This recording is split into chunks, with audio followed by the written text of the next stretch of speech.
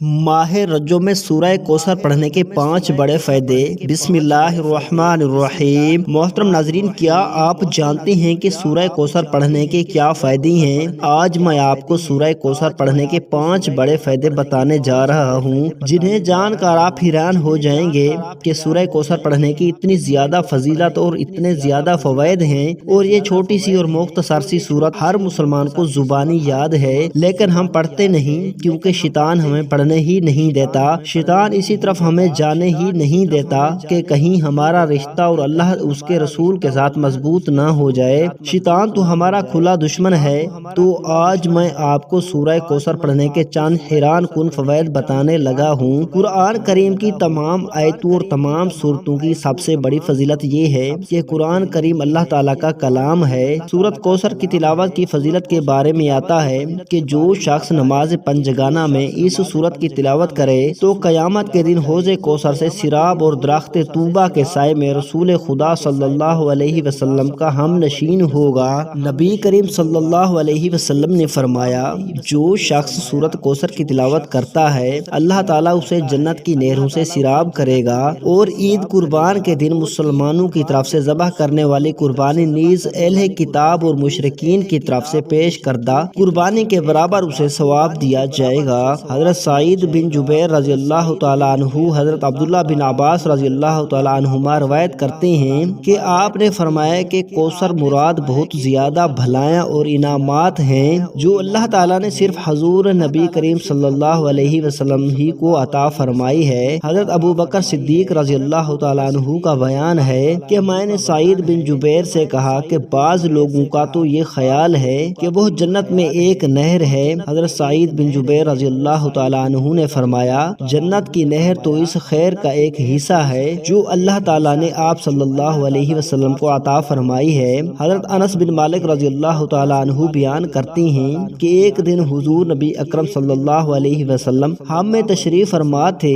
اچانک آپ صلی اللہ علیہ وسلم کو اونگ آ گئی جو کہ نزول وحی کی کیفیات میں سے ایک کیفیت تھی۔ پھر آپ صلی اللہ علیہ وسلم نے مسکراتے ہوئے سر اٹھایا تو ہم نے عرض کیا، یا رسول اللہ، کسی چیز نے آپ کو ہنسایا ہے؟ آپ صلی اللہ علیہ وسلم نے فرمایا، ابھی مجھ پر ایک سورہ مبارکہ نازل ہوئی ہے، بے شک ہم نے آپ کو ہر خیر و فضیلت میں بے انتہا کثرت بخشی ہے، پس آپ اپنے رب کے لیے نماز پڑھا کریں اور قربانی دیا کریں، یہ ہدیہ تشکر ہے، بے شک آپ کا دشمن ہی بے نسل اور بے نام و نشان ہوگا۔ پھر آپ صلی اللہ علیہ وسلم نے فرمایا، تم جانتے ہو کوثر کیا ہے؟ ہم نے عرض کیا، اللہ تعالیٰ اور اس کا رسول صلی اللہ علیہ وسلم ہی بہتر جانتے ہیں۔ آپ صلی اللہ علیہ وسلم نے فرمایا، کوثر وہ نہر ہے جس کا میرے رب نے مجھ سے وعدہ کیا ہے، اس میں خیر و کثیر ہے، وہ ایک حوض ہے جس پر میری امت کے لوگ قیامت کے دن پانی پینے کے لیے آئیں گے،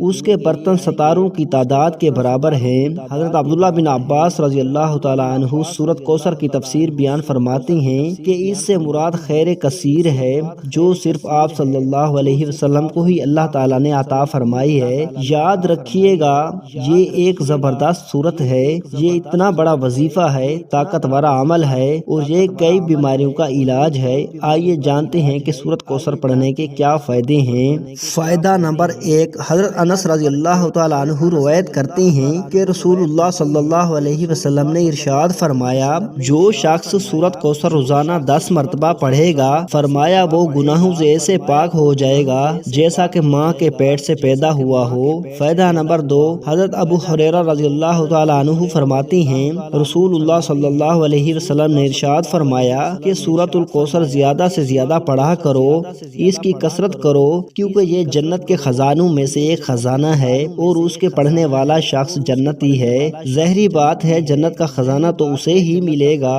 جو جنتی ہوگا۔ فائدہ نمبر 3، رسول اللہ صلی اللہ علیہ وسلم نے ارشاد فرمایا کہ یہ وہ عمل ہے جو دنیا کی 70 بلاؤں سے عافیت دلاتا ہے، یعنی جو شخص پڑھتا ہے وہ دنیا کی 70 بلاؤں سے عافیت حاصل کرتا ہے، اسے عافیت مل جاتی ہے۔ یہ اتنا پاورفل وظیفہ ہے۔ فائدہ نمبر 4، رسول اللہ صلی اللہ علیہ وسلم نے ارشاد فرمایا کہ سورۃ کوثر 99 امراض کی دوا ہے، 99 بیماریوں کا علاج ہے۔ اور آگے سنیں، رسول اللہ صلی اللہ علیہ وسلم نے ارشاد فرمایا کہ ان 99 امراض میں سے سب سے ادنا یعنی چھوٹی بیماری غم ہے۔ آج ہر دوسرا شخص غم میں مبتلا ہے، ڈپریشن کا شکار ہے، خوش نہیں۔ آپ خوش رہنا چاہتے ہیں، ٹینشن سے نکلنا چاہتے ہیں تو کثرت کے ساتھ سورہ کوثر کا ورد شروع کر دیں۔ انشاءاللہ عز و جل آپ خوش رہنا شروع ہو جائیں گے، آپ کو خوشیاں ملیں گی، ڈپریشن ختم ہو جائے گا۔ فائدہ نمبر 5، رسول اللہ صلی اللہ علیہ وسلم نے ارشاد فرمایا کہ جو شخص روزانہ سورہ کوثر 100 مرتبہ پڑھے وہ کسی کا محتاج نہیں رہے گا۔ اور رسول اللہ صلی اللہ علیہ وسلم نے ارشاد فرمایا جس پر روزی تنگ ہو وہ سورہ کوثر کا ورد کرے۔ آج کل کے دور میں ہر دوسرا شخص اس میں مبتلا ہے۔ کوئی کہتا ہے کہ میری روزی تنگ ہے، مجھے رزق نہیں مل رہا، میری جاب نہیں لگ رہی، میرے پاس آمدنی نہیں ہے، میرے رزق میں برکت نہیں ہے، طرح طرح کے مسائل ہیں۔ رسول اللہ صلی اللہ علیہ وسلم نے ارشاد فرمایا کہ جس پر روزی تنگ ہو اسے چاہیے کہ وہ زیادہ سے زیادہ سورۃ الکوثر پڑھا کرے، کیونکہ اس سے رزق کی تنگی دور ہوتی ہے، رزق میں برکت ہوتی ہے۔ سورہ کوثر پڑھنے کی کتنی بڑی فضیلت ہے اور کتنے بڑے فوائد ہیں۔ محترم ناظرین، ماہ رجب کے مہینے کا یہ خاص عمل ہے، جو بھی اس وظیفے کو پڑھے گا اس کی تمام پریشانیاں دور ہو جائیں گی، اس کی جتنی بھی مشکلات ہیں حل ہو جائیں گی۔ یہ وظیفہ آپ ماہ رجب کے مہینے میں کسی بھی دن کسی وقت بھی نماز کے بعد پڑھ سکتے ہیں، چلتے پھرتے بھی پڑھ سکتے ہیں، نہ وقت کی کوئی پابندی ہے نہ جگہ کی کوئی قید ہے۔ جیسے ہی یہ ویڈیو آپ کے سامنے آئے ماہ رجب میں آپ نے یہ وظیفہ لازمی پڑھ لینا ہے۔ آپ نے یہ وظیفہ کسی طرح پڑھنا ہے یہ سمجھ لیں، لیکن اس سے پہلے اگر آپ اس چینل پر نئے ہیں اور آپ نے ابھی تک اس چینل کو سبسکرائب نہیں کیا تو خدارا اس چینل کو ابھی سبسکرائب کر لیں، کیونکہ ایسے بہت سے وظائف بہت سے اعمال آپ کے حوالے ڈیلی بیسس پر کرتا رہوں گا۔ اب عمل کیا ہے؟ ماہ رجب کے مہینے میں آپ کو جب جہاں جیسے وقت مل جائے باوضو مصلی پر بیٹھ کر آپ نے سب سے پہلے اللہ کے حبیب صلی اللہ علیہ وسلم کی ذات اقدس پر 3 بار درود پاک پڑھنا ہے۔ درود پاک آپ کوئی سا بھی پڑھ سکتے ہیں، آپ مختصر اور آسان سا درود صلی اللہ علیہ وسلم پڑھ لیں یا آپ صلی اللہ علی محمد پڑھ لیں، لیکن درود ابراہیمی کی سب سے زیادہ فضیلت ہے۔ اگر آپ اس وظیفے میں درود ابراہیمی پڑھیں گے تو یہ سب سے اچھا ہے، تو ایک بار ثواب کی نیت سے میرے ساتھ بھی درود پاک پڑھ لیں۔ اللہم صلی علی محمد وعلی آل محمد کما صلیت علی ابراہیم وعلی آل ابراہیم انک حمید مجید۔ اللہم بارک علی محمد وعلی آل محمد کما بارکت علی ابراہیم وعلی آل ابراہیم انک حمید مجید۔ 3 بار درود پاک پڑھنے کے بعد آپ نے اپنے مقصد کی نیت کرنی ہے۔ ہر انسان کا مقصد الگ ہے، ہر انسان کی حاجت الگ ہے، پریشانی الگ ہے۔ آپ جس لیے بھی پڑھ رہے ہیں آپ نے پہلے اس کی نیت کرنی ہے۔ اگر آپ مال و دولت حاصل کرنے کے لیے پڑھ رہے ہیں تو یہ نیت کریں کہ یا اللہ مجھے مال و دولت عطا فرما۔ اگر آپ اولاد کے لیے پڑھ رہے ہیں تو یہ نیت کریں کہ یا اللہ میں اس عمل کو اولاد حاصل کرنے کے لیے پڑھ رہا ہوں، اس کی برکت سے مجھے اولاد عطا فرما۔ اگر کسی بڑی رقم کی ضرورت ہے، کاروبار کے لیے پڑھ رہے ہیں تو یہ نیت کریں کہ یا اللہ اس عمل کی برکت سے مجھے کاروبار عطا فرما۔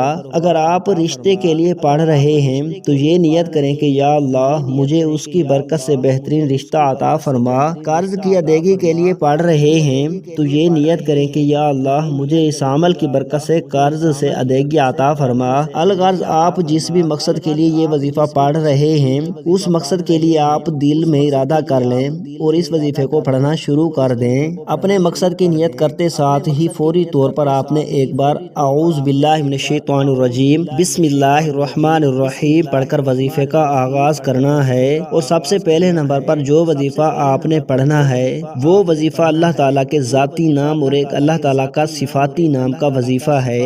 وہ نام یا اللہ یا رزاقو ہیں۔ یا اللہ رب کریم کا ذاتی نام ہے اور یا رزاقو رب کریم کا صفاتی نام ہے۔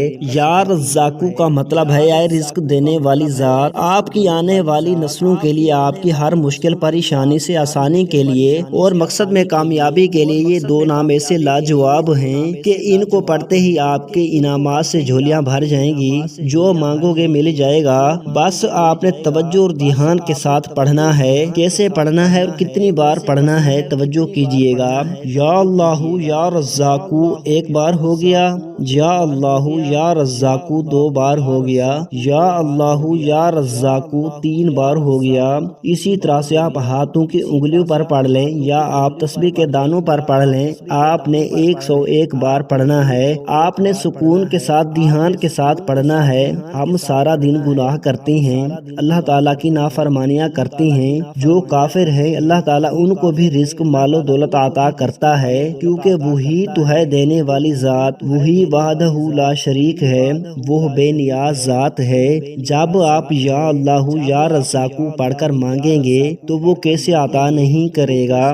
جب آپ 101 بار یا اللہ یا رزاقو پڑھ لیں تو اب آپ نے دوسرے نمبر پر کون سا وظیفہ پڑھنا ہے؟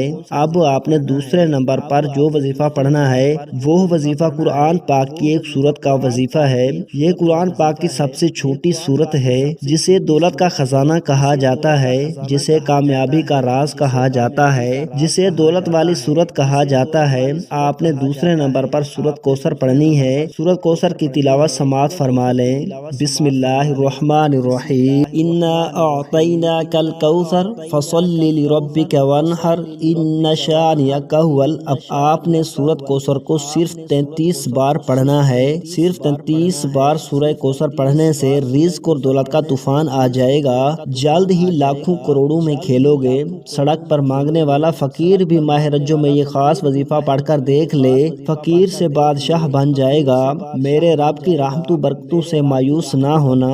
دوستو، آپ رب سے مانگ رہے ہو، کسی بندے سے نہیں مانگ رہے۔ جب آپ 33 بار سورہ کوثر پڑھ لیں تو اب آپ نے تیسرے اور آخری نمبر پر کون سا وظیفہ پڑھنا ہے؟ اب آپ نے تیسرے نمبر پر استغفر اللہ پڑھنا ہے۔ استغفر اللہ پڑھنے سے آپ کے صغیرہ کبیرہ گناہ معاف ہو جائیں گے۔ یہ وقت بار بار نہیں آتا، یہ قبولیت کی گھڑیاں جب آتی ہیں تو اپنے ساتھ راحتیں برکتیں بہاریں لے کر آتی ہے۔ اگر کوئی بندہ ماہ رجب میں ایک نئی زندگی کا آغاز کرنا چاہتا ہے، جس میں جسی طرف قدم بڑھائے تو کامیابی مقدر ہو جائے، آج آخری نمبر پر استغفر اللہ کو پڑھ لینا ہے۔ کیسے پڑھنا ہے اور کتنی بار پڑھنا ہے، توجہ کیجئے گا۔ استغفر اللہ 1 بار ہو گیا، استغفر اللہ 2 بار ہو گیا، استغفر اللہ 3 بار ہو گیا۔ اسی طرح سے آپ استغفر اللہ کو اپنے دائیں ہاتھ کی انگلیوں پر پڑھ لیں یا تسبیح کے دانوں پر پڑھ لیں۔ آپ نے 313 بار پڑھنا ہے۔ جب آپ یہ تینوں اعمال بتائے گئے طریقے اور ترتیب سے پڑھ لیں تو اس کے بعد 3 بار پھر سے درود پاک پڑھنا ہے، جو درود پاک آپ نے عمل کے شروع میں پڑھا تھا۔ اب آپ کا عمل مکمل ہو گیا۔ اس کے بعد آپ اپنی حاجتوں کے لیے، پریشانیوں کے لیے دعا مانگ لیجئے گا۔ ناظرین، اللہ رب العزت نے ہمیں ایک انتہائی خوبصورت دین عطا کیا ہے، جس میں زندگی گزارنے کی مکمل گائیڈ لائن دی گئی ہے۔ انسان چونکہ خطا کا پتلا ہے، چنانچہ اللہ جل شانہ نے گناہ گاروں کے لیے توبہ کا دروازہ کھلا رکھا ہے اور مسلمانوں کو قرآن کریم میں 12 استغفار کرتے رہنے کی تلقین کی ہے۔ اللہ سے استغفار کرنے سے جہاں اللہ ہمارے گناہوں کو معاف کرتا ہے، وہیں اس سے ہمیں اور بھی کئی فوائد حاصل ہوتے ہیں۔